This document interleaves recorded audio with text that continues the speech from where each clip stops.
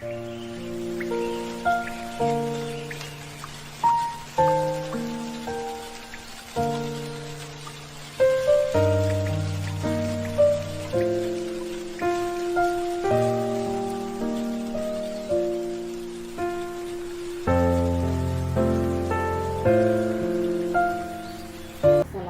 Pak Jan. Selamat siang. Mohon maaf Bapak, saya minta waktunya sejenak untuk bisa berkonsultasi sekaligus belajar bagaimana menjadi seorang pemimpin di sekolah ini. Karena kita tahu sekolah kita ini adalah sekolah yang menjadi rujukan masyarakat di sekitar kita, jadi sekolah yang lumayan diunggulkan, banyak prestasi yang ada di sekolah kita. Kami mohon waktunya untuk Bapak menyediakan waktu. Apakah ada waktu Pak? Ada. Oh, okay. Terima kasih. Saya akan bertanya-tanya tentang beberapa hal Pak. Walaupun kita satu sekolah, tetapi rasanya harus kita belajar lebih banyak. Oh, 7 tahun di sekolah, itu tentunya banyak hal yang Bapak temui di sekolah kita ini, baik keunggulan ataupun kekurangannya, gitu Pak. Nah, untuk kesempatan ini saya hanya akan bertanya tentang hal-hal yang mungkin menjadikan pikiran atau kasus bagi Bapak, yang menurut Bapak itu menjadi hal yang perlu penyelesaian. Kira-kira menurut Bapak hal apa yang Bapak temui selama 7 tahun di sekolah ini? Terutama masalah kasus yang perlu kita tangani selama saya di sekolah ini, itu terutama masalah tentang etika anak, itu yang perlu etika anak, kembangkan lagi. Tentang etika nih Pak. Terus permasalahannya apa Pak? Etika itu yang muncul menurut Bapak yang seperti apa? Ya, contohnya seperti tutur kata anak-anak itu yang kurang pas, misalkan diucapkan oleh seorang anak ketika SD, nah itu perlu kita bimbing agar tidak terlanjur anak itu mengucapkan hal-hal yang tidak seharusnya diucapkan. Jadi tentang etika nih Pak. Menurut Bapak adalah etika yang menjadi titik permasalahan di sekolah ini. Kemudian dari etika itu, apakah ada hal yang menjadikan beban atau menjadi pertentangan dilema jika memutuskan sesuatu Bapak? Sebetulnya tidak ada, asal semua yang bermasalah itu terus langsung menanggapi apa yang disampaikan oleh pimpinan sekolah atau langsung bisa diselesaikan sehingga hal-hal tersebut tidak berlarut-larut. Kemudian Bapak, menurut Bapak tadi karena kita bisa langsung menanganinya dan ditanggapi dengan baik. Terus setelah menanganinya, otomatis Bapak kan mengambil suatu keputusan. Pengambilan keputusan dari kasus tersebut menurut Bapak seperti apa? Nah, ini perlu ada dukungan dari semua teman. Kalau kerja sendiri mungkin ya kurang efektif, tapi kalau ada dukungan dari semua pendidik maupun tenaga pendidik yang ada di sekolah, insya Allah kasus itu tepat terselesaikan. Tadi etika nih. Dari etika itu muncul dilema nggak Pak? Misalnya dilemanya kemudian ada sisi benar salahnya, kemudian ada pertentangan antara paradigma yang lain. Maksudnya ada, oh ini kalau ini diterapkan, pertentangan kelompok dan begitu. Saya kira itu nggak ada bahasa, semua itu sudah menyadari apa yang kasus itu kita selesaikan bersama. Kemudian Bapak, dari cara Bapak tadi memutuskan, saya ingin tahu langkah apa yang sudah Bapak siapkan atau persiapan untuk menyelesaikan masalah yang tadi Pak. Jadi yang pertama, kita tahu dulu pokok permasalahannya apa. Tahu dulu. Terus yang bersangkutan itu siapa. tahu seluk-beluknya nggih. Terus kesehariannya seperti apa ya? Nah itu yang paling pokok 3 hal itu untuk dapat kita nanti langkah-langkah yang kita ambil untuk menyelesaikan masalah tersebut. Jadi menurut Bapak ada 3 langkah nggih. Harus kita tahu masalahnya apa, kemudian ada tahu asal mula, asal masalahnya, dan kemudian kesehariannya seperti apa. Jadi kita harus tahu niku nggih sebelum memutuskan. Terus Bapak tadi sudah memutuskan untuk menyelesaikan. Hal yang paling efektif yang menurut Bapak dalam menyelesaikan masalah itu apa, Pak? Itu tadi, kalau kita sudah tahu permasalahannya, langsung saja hal tersebut kita bicarakan dengan yang bersangkutan, sehingga yang bersangkutan itu akan tahu, oh saya seperti ini, dipanggil kepala sekolah seperti ini karena masalahnya ini, sehingga masalah tersebut cepat selesai. Jadi kita harus melibatkan, harus tahu permasalahannya, kemudian melibatkan. Kemudian dari yang Bapak langkah-langkah yang jenengan sampaikan tadi kan ada 3 langkah tadi. Menurut Bapak yang menjadi tantangan dari langkah yang mana, Pak? Jadi yang menjadi tantangannya yang ketiga, ya kehidupan sehari-hari itu karena banyak siswa yang belum mengetahui persis seperti apa kehidupan sehari-hari. Jadi menjadi tantangannya kalau menurut Bapak adalah karena di keseharian, termasuk karena kita di sekolah ini tidak serta-merta langsung bergaul dengan masyarakat, karena jarak kita di sekolah dengan anak-anak yang kehidupan sehari-hari. Kemudian Pak, apakah ada dari langkah-langkah yang jenengan sampaikan tadi itu ada sudah jadwal atau kegiatan rutin atau bagaimana untuk menyelesaikan jika ada suatu nanti hari? Nah, untuk penyelesaian masalah itu tidak terjadwal.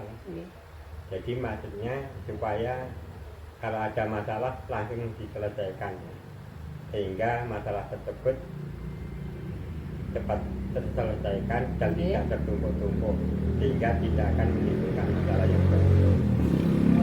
Berarti tidak ada jadwal khusus untuk menangani hal tersebut, hanya diberikan tidak lanjut jika memang ada masalah langsung diselesaikan. Pak. Berarti memang selama ini yang kita lakukan seperti itu di sekolah, agar kita kondisi sekolah tetap anak-anak berjalan dengan baik, pembelajaran berjalan baik. Luar biasa Bapak. Kemudian yang dalam pengambilan keputusan, karena kita itu menyangkut etika tadi Pak, menurut Bapak siapa yang bisa kita libatkan dalam pengambilan keputusan? Kalau masalah itu terjadi di sekolah, terutama yang kita libatkan pertama kepala sekolah, yang kedua semua tenaga yang ada di sekolah, tenaga pendidik ataupun kependidikan yang ada di sekolah. Tenaga pendidik, Nonton mulai Pak. Kecuali kalau masalah itu terbawa dari luar, kemungkinan orang tuanya yang paling pokok itu kita libatkan. Jadi kita ke Pak Jar menyampaikan bahwasanya untuk menyelesaikan masalah itu harus melibatkan beberapa pihak, Bapak sendiri, kemudian tenaga pendidik yang ada di situ, kemudian orang tua, karena kita harus tahu juga tentang kehidupannya, hubungannya dengan langkah-langkah tadi Bang, berarti. Jadi yang selama ini saya lihat seperti itu. Jadi harapannya memang nanti di sekolah kita menjadi sekolah yang ramah anak, kemudian menjadi sekolah yang menghargai, saling menghargai dan menghormati. Kemudian Pak, dari apa yang jenengan lakukan itu kesan atau pesan apa yang jenengan dapatkan dari langkah-langkah dari kasus itu, kemudian jenengan menyelesaikannya, kesan-kesannya apa Pak? Jadi selama ini kalau ada kasus seperti itu kita bisa menyelesaikan secara langsung, kita tidak mempunyai beban lagi. Jadi tinggal kita mengarahkan, memberikan nasihat kepada anak-anak agar hal-hal tersebut tidak terulang lagi. Ya kesannya kalau kita bisa menyelesaikan berarti bisa lega nggih Pak, bisa lega lega. gitu bahasanya nggih, lega. Iya. Memang sesuatu itu harus Cepat terselesaikan nggih, tidak Jangan boleh menjadi ditunda-tunda. nggih. Harus menjadi sesuatu yang menjadi kita lega karena biar semua pihak dapat. Oke Pak, terima kasih matur suwun atas waktunya. Itu pembelajaran hari ini yang saya dapatkan, itu menjadi gambaran kami nanti ke depannya menjadi seorang pemimpin harus seperti apa. Jadi saya bisa setidaknya belajar dari Bapak apa yang harus kami pelajari ini. Mudah-mudahan apa yang saya sampaikan bermanfaat. Nggih, Ada amin. kurangnya nanti kita bisa tambah lagi bersama-sama. Nggih. Matur suwun Bapak waktunya. Terima kasih. Kami pamit dulu untuk kegiatan pembelajaran yang lain.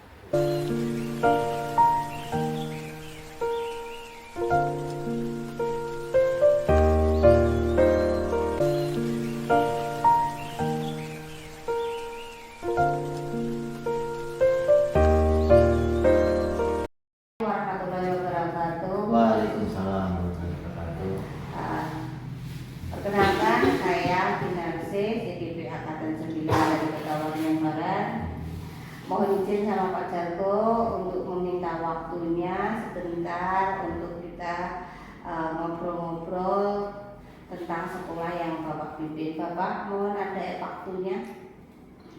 Bismillahirrahmanirrahim. Terima kasih Pak sudah meluangkan waktu untuk saya bisa bersilaturahmi dan bisa untuk mengenali sekolah Bapak.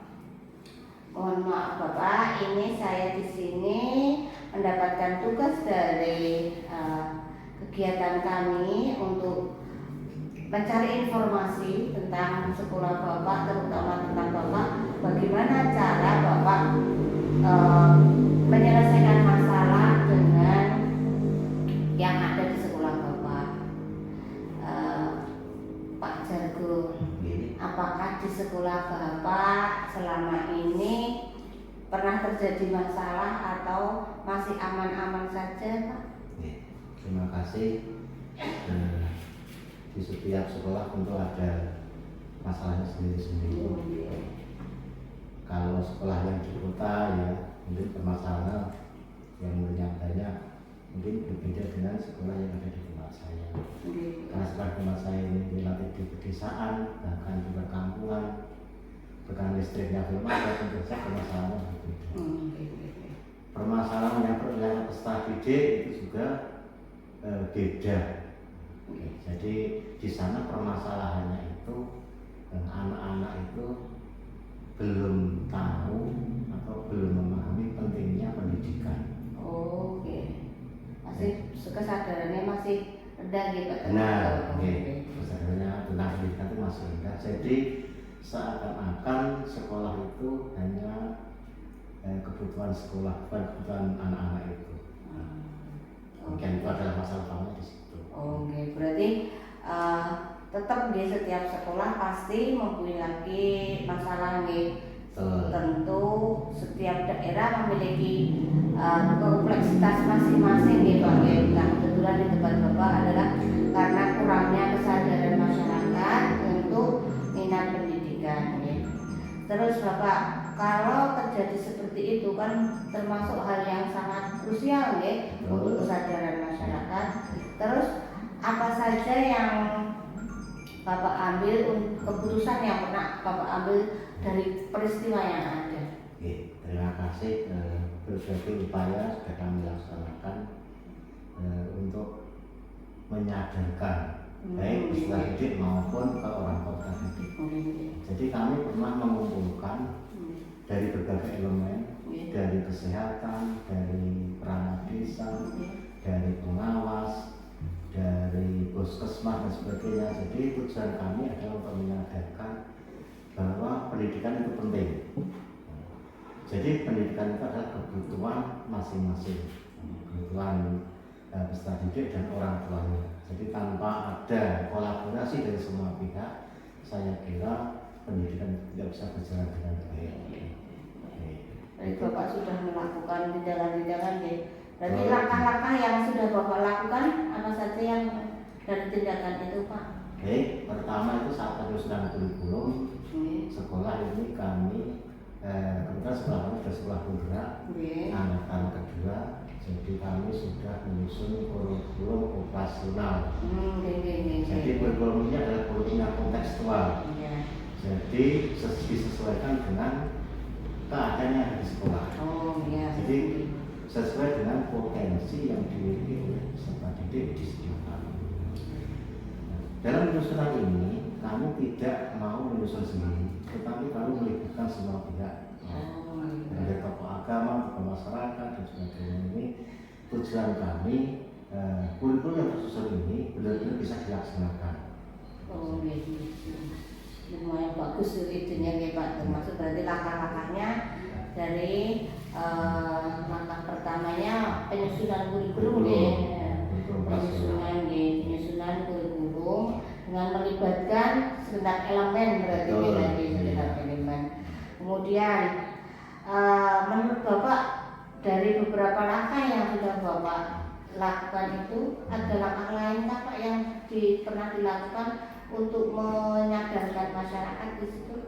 Baik, selain melibatkan semua pihak itu tentu saja tidak bisa tahu serta-merta program itu langsung berhasil. Tentu saja diperlukan tindak lanjut, evaluasi, redaksi dan sebagainya. Jadi setelah itu berjalan, misalnya 6 bulan, 1 tahun, mana yang perlu diperbaiki, mana yang perlu ditambah, mana yang perlu dikurang supaya tidak membebani peserta didik. Jadi untuk mengupas semua ini adalah hal yang pertama. Untuk tindak lanjutnya itu kami tetap berkolaborasi dengan orang tua siswa. Walaupun ini terkesan, kalau di sini terkesan biasa, tetapi untuk sekolah yang berjalan itu akan luar biasa. Minimal 3 bulan sekali ini orang tua ke sekolah untuk melihat keadaan sekolah, apa yang diperlukan peserta didik. Bahkan dalam pelaksanaan kurikulum yang baru, setelah penggerak adalah kurikulum merdeka, itu kami sudah menerapkan langkah-langkah berbasis misalnya proyek. Jadi ini tentu saja untuk mengangkat kearifan lokal. Jadi sekolah ini tidak semata-mata hanya mengajar pengetahuan, tapi juga mengajar keterampilan. Berarti langkah pertama dengan melibatkan orang tua, kemudian yang langkah selanjutnya ada kontinuitas ya Pak ya, kontinuitas artinya berkelanjutan, tidak hanya satu waktu itu tapi ada itu. Dari hal itu berarti yang menurut Bapak paling efektif yang mana? Yang paling efektif itu dari hasil refleksi itu tetap berkolaborasi dengan orang tua. Jadi misalnya gini, misalnya dalam pengerjaan proyek itu tentu saja guru itu belum tentu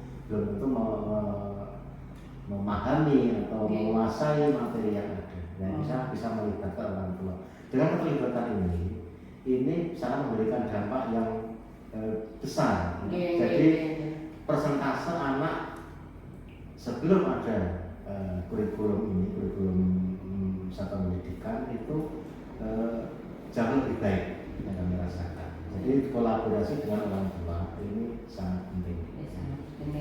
Berarti sangat diutamakan karena kita bisa berkomunikasi tadi kolaborasi bersama orang tua. Kemudian dari yang telah Bapak lakukan ini, adakah tantangan atau hambatan yang Bapak alami ketika menjalin kolaborasi atau komunikasi dengan wali murid?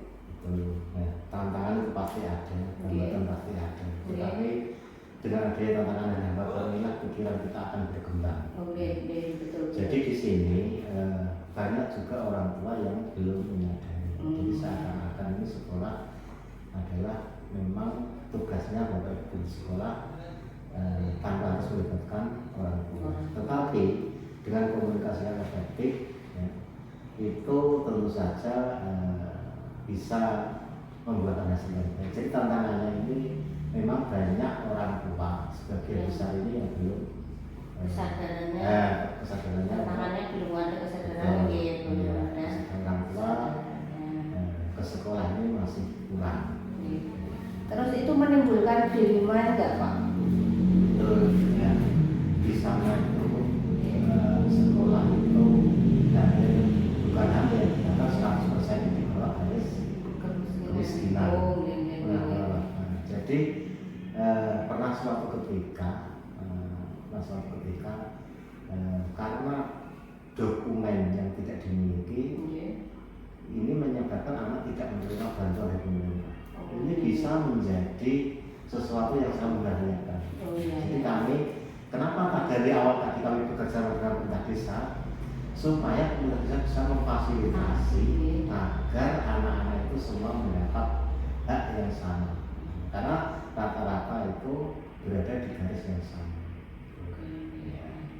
Ya, jadi itu menjadi dilema ya Pak, dilema yang betul-betul menjadi sangat perlu diatasi.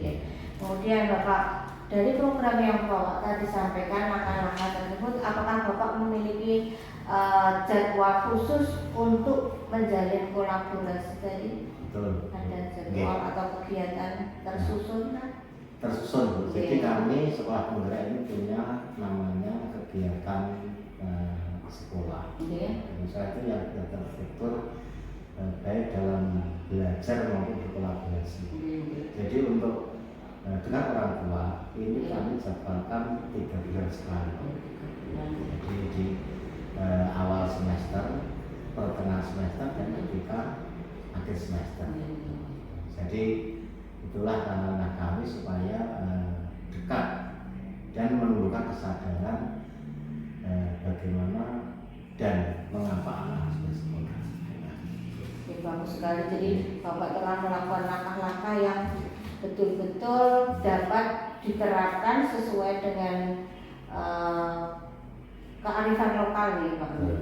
Kemudian Bapak, apakah ada faktor yang selain tadi menjadi hambatan? Tentunya kita sering mendapatkan ada kemudahan juga di balik ke itu. Terus apakah ada itu kemudahan atau apa yang mendukung itu? Tentu saja itu sangat mendukung. Jadi yang saya ceritakan tadi itu memang tidak ke semua orang tua. Tapi kalau ada satu orang, 2 orang tua yang misalnya tidak mau, ini harus segera diatasi. Tapi pada dasarnya semua orang tua ini mendukung upaya-upaya dilakukan sekolah. Jadi kemudahannya itu karena lingkupnya sangat kecil, jadi mudah sekali berkonsultasi. Bahkan dengan teriak aja mungkin semua anak orang sudah bisa, dan kita punya bantuan sudah bisa datang ke sekolah. Karena jumlahnya bisa terjangkau, jadi komunikasi akhirnya lebih mudah dan bisa terlaksana. Oke Bapak, terima kasih program yang Bapak sampaikan ternyata memang luar biasa, walaupun muncul dilema atau kasus yang ada, tapi bisa teratasi dengan beberapa langkah yang telah Bapak sampaikan tadi. Kemudian hal yang menarik dari Bapak yang telah program itu, hal yang paling menarik menurut Bapak ada enggak? Terima kasih untuk hal yang sangat menarik ya. Jadi kami merasa difungsikan di sana. Jadi dari beberapa pengawas maupun dari BPMP, dari BPP yang kesana itu, saya kesana itu senang karena ada sambutan yang baik dari orang tua. Jadi dari kebiasaan yang rutin dari 3 bulan tadi terus timbul menjadi budaya yang kemudian efeknya sangat bagus nih. Walaupun awalnya menjadi kendala atau masalah, akhirnya menjadi dapat teratasi ataupun ada solusinya. Program Bapak cukup bagus dan mungkin nanti bisa kami jadikan sebagai referensi untuk sekolah kami dalam mengatasi suatu masalah yang mungkin akan muncul. Bapak terima kasih atas waktunya. Mungkin untuk sementara cukup ini yang kami ingin obrolkan. Mungkin nanti ada beberapa hal lagi yang mungkin kami akan sharing, ingin Bapak sharing ke kami agar kami bisa ikut mengembangkan ataupun bagaimana caranya memecahkan masalah yang ada. Terima kasih waktunya Bapak, karena kami akan mengikuti kegiatan berikutnya. Terima kasih waktunya, sekali lagi terima kasih. Assalamualaikum warahmatullahi wabarakatuh.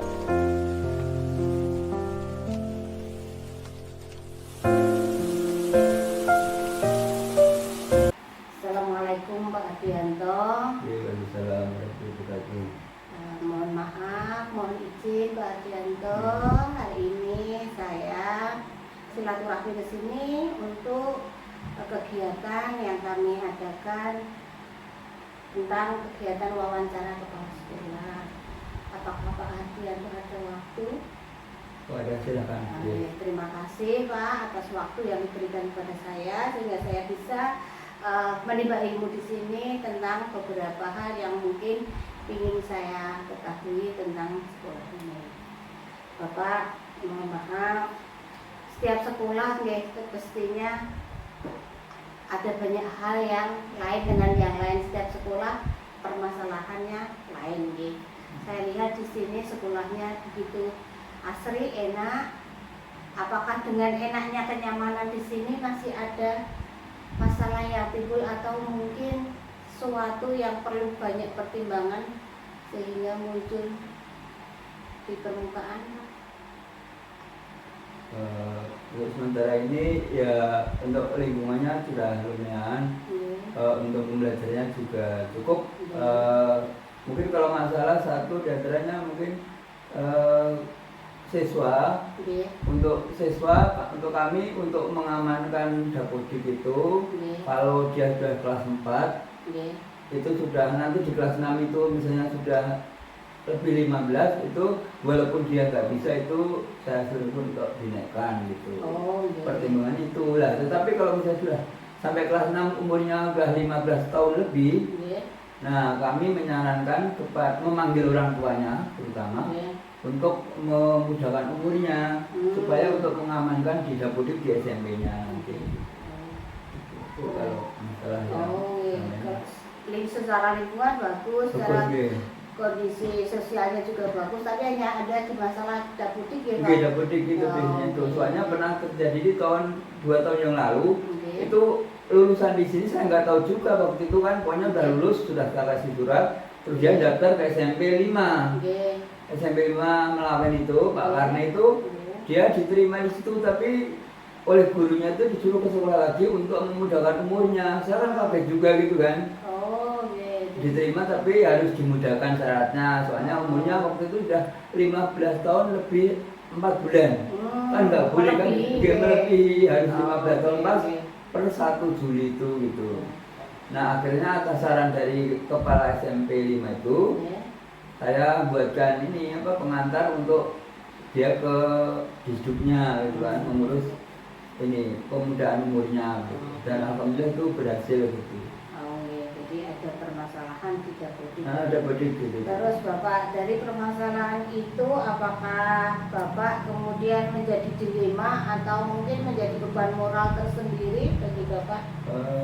Untuk sementara ini yang penting ada kerjasama dengan orang tua itu sekarang nggak ada masalah gitu. Tapi kalau misalnya, karena kemarin itu ada lagi yang kelas 6 nih Mbak, itu sama umurnya udah 15 tahun lebih gitu. Nah terus mungkin dibilangin ke teman-temannya atau tangganya kan anaknya udah 15 tahun lebih, akhirnya dia itu malah konsultasinya ke SMP, SMP Medang gitu kan, nggak ke saya gitu. Nah begitu saya panggil itu dia cerita begini, Pak, saya itu sudah konsultasi ke SMP Medang gitu kan, bilang kepala sekolah guru sana itu anaknya itu nggak apa-apa, nggak usah dirubah, jadi 15 tahun lebih nggak apa-apa gitu kan.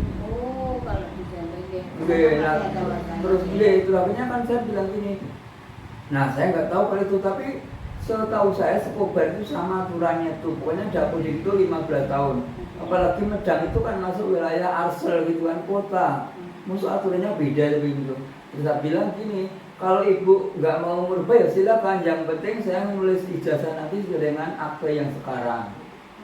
Perkaranya nanti tahun di sana itu ada perubahan, itu nggak bisa merubah, saya bilang gitu kan kalau udah terima ijazah gitu. Iya, ada ijazah. Ijazah itu kan hanya satu gitu, nggak bisa diganti.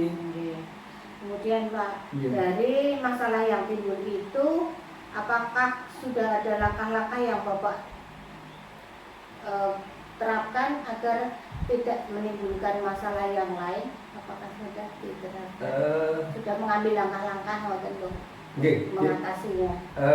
Langkah-langkah kami yang biasanya kelas 4 itu sudah saya cek ke gurunya.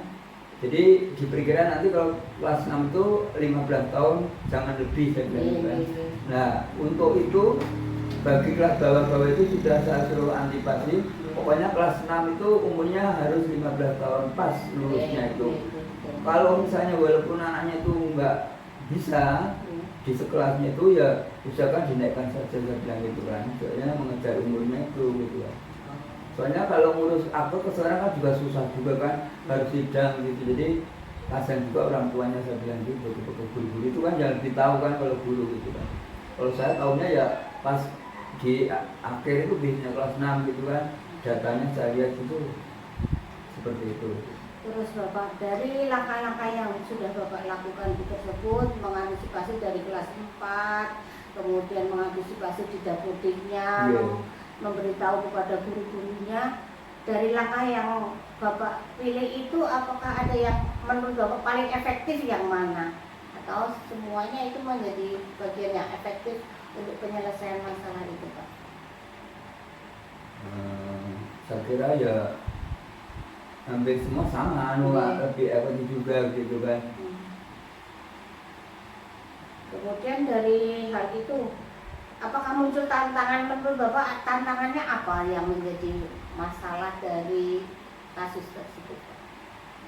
Anak-anak yang memiliki umur lebih itu, tantangannya seperti apa? Atau hambatannya apa Pak?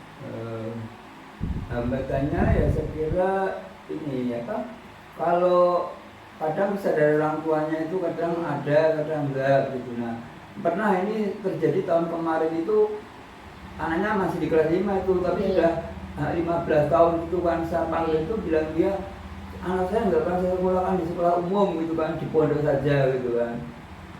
Terus oh gitu kan Bu, terus saya jelaskan Bu, anaknya sekarang mau di pondok, tapi siapa tahu tahun berikutnya lihat temannya sekolah di umum kan, pondok sambil sekolah gitu kan.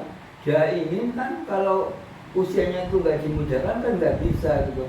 Apa nggak kasih anaknya, saya bilang gitu kan. Mumpung itu belum terlanjur, saya bilang gitu.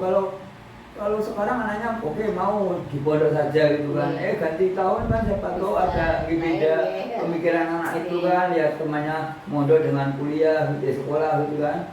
Nah akhirnya dengan saya kasih penjelasan seperti itu, akhirnya begitu naik kelas 6 itu dia mau untuk ini memudahkan umurnya gitu kan.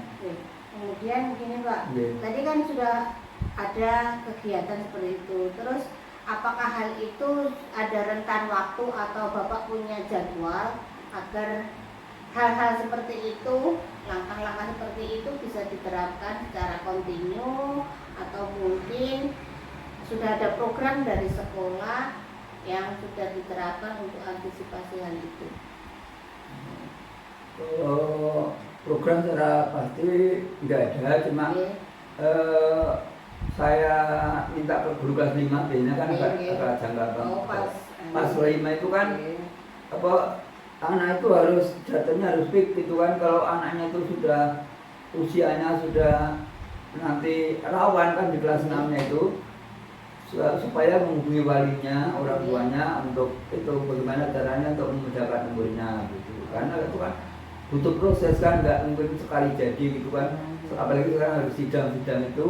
Makanya saya suruh itu dari kelas 5 itu sudah dicek orang tuanya, dipanggil gitu, yang saya lakukan gitu. Oh berarti program Bapak kalau sudah kelas 5 itu berarti setiap tahun ya, kalau sudah naik kelas 5, jadi kelas 5 itu otomatis sudah perbaikan dengan data fix agar di kelas 6 nya bisa gitu. Soalnya rata-rata itu walaupun anaknya tuh kadang mungkin ya nggak pintar sekali, tapi keinginan sekolah tuh mau lah, itu yang saya harapkan. Jadi dia itu biar melanjutkan gitu, aman gitu kan. setidaknya menghargai Nggih, kemauan kemauan anak. anak, Oh, nggih, nggih, gitu. bagus Pak. Ternyata memang program itu efektif nggih. Iya, sesuai iya. yang Jadi Bapak sampaikan. ya saya kasih gambaran kadang kalau saya kan guru kalau pas kosong kan kadang saya masuk gitu kan. Iya, iya. Terutama yang di kelas tinggi 5, 6 gitu kan. Itu yang sering saya masukin gitu. Saya kasih pengarahan seperti itu. Jadi biar apa ya ada kemauan gitu nih sekarang itu sekolah untuk apa gitu kan kadang kan. Apalagi kalau anaknya udah besar itu kan kadang kan sekolah untuk apa kerja aja gitu kan dapat uang lah itu kan kadang saya kasih pandangan penjelasan gitu kan ya sekarang itu belum banyak gunanya siapa tahu kan ganti tahun-tahun itu kan zaman semakin maju itu kan diperlukan ijazah saya bilang gitu kan ya paling nggak itu SMA saya bilang gitu kan yang dekat-dekat aja gitu kan yang betul mahal gitu kan nanti kalau udah SMA ya kalau ada dana kuliah itu lebih bagus saya bilang gitu dalam pembiar rata-rata itu sekolah gitu. Berarti langkah yang Bapak terapkan kemudian penyelesaiannya itu membawa hasil. Dari langkah dan penyelesaian itu siapa saja yang Bapak libatkan agar permasalahan kasus itu bisa terselesaikan? Ya terutama sekali ini apa guru kelasnya. Oke, guru kelas. Terus yang kedua Oke. guru-guru yang tinggal di wilayah sini kan yang lebih Oke, tahu oke, kan oke. mungkin sudah yang dekat gitu kan. Oke. Saya kasih suruh penjelasan ke orang tuanya gitu kan. Oke, jadi ada guru, Oke, guru guru kelasnya. kelas, guru-guru yang ada lagi Pak yang dilibatkan lagi, misalnya dengan administrasinya yang dilibatkan. Oh ya itu TU tuh Iya, kan TU-nya juga orang sini juga gitu Iya, kebetulan. Oh, ada TU-nya Iya. yang mengetahui tentang. Terus untuk keterlibatan yang lain Pak? Ya kadang hanya laporan saja ke komite gitu kan. Oh, iya, iya. Kenapa ini saya panggil ini gitu kan. Jadi dia juga tahu gitu kan. Iya. Permasalahannya gitu. Terutama itu lewat umur itu biasanya. Kalau kenakalan itu nggak ada saya kira itu selama ini nggak ada. Pak, terima kasih. Jadi di sekolah ini yang menjadi kadang timbul masalah itu ketika mau kelulusan tadi. Iya, ya, oke. Jadi kadang sudah datang ternyata sekolah yang dituju itu kan kadang kan umurnya udah lewat gitu kan. Kadang kan ya gimana ya diterima ya enggak ya gitu kan masih ragu-ragu juga sekolah itu. Nah tapi kalau sekolah yang apa ya kayak SMP 5 itu kan yang di situ kan biasanya hanya Melawen sama sini kan yang ke situ lah itu kan dua desa itu jadi ya masih kok solusi seperti itu dia itu juga mau nerima juga bingung juga kan kalau diterima dapudiknya bermasalah kan sekolah sendiri yang bermasalah sebagainya kan nah, akhirnya itu masih solusi seperti itu gitu. Terus dari peristiwa yang Bapak alami misalnya tadi dari peristiwa seperti itu kemudian penyelesaian sudah kita tahu orang yang kita libatkan terus dibalik semua itu pesan-kesan Bapak yang Bapak peroleh dari langkah-langkah yang Bapak terapkan itu loh Bapak?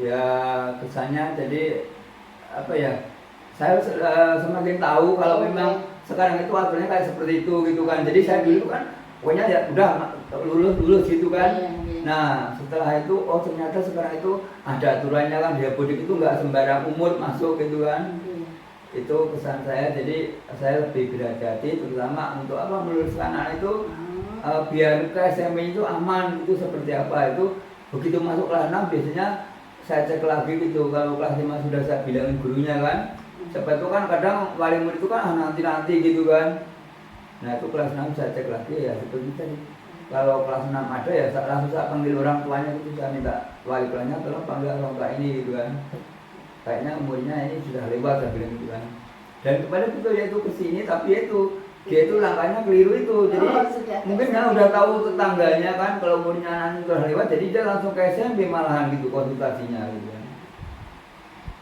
Terima kasih Bapak jadi kami pun juga tahu bagaimana Bapak menyelesaikan sebuah kasus ternyata banyak manfaatnya yang Bapak terapkan mungkin bisa menjadi pembelajaran kami di sana juga karena kami harapan kami juga tidak ada masalah tapi jika nanti ada kami pun bisa mengambil memetik hikmah dari apa yang saya peroleh dari Bapak. Terima kasih atas waktunya Bapak. Nanti mungkin suatu hari nanti kami tetap silaturahmi ke sini.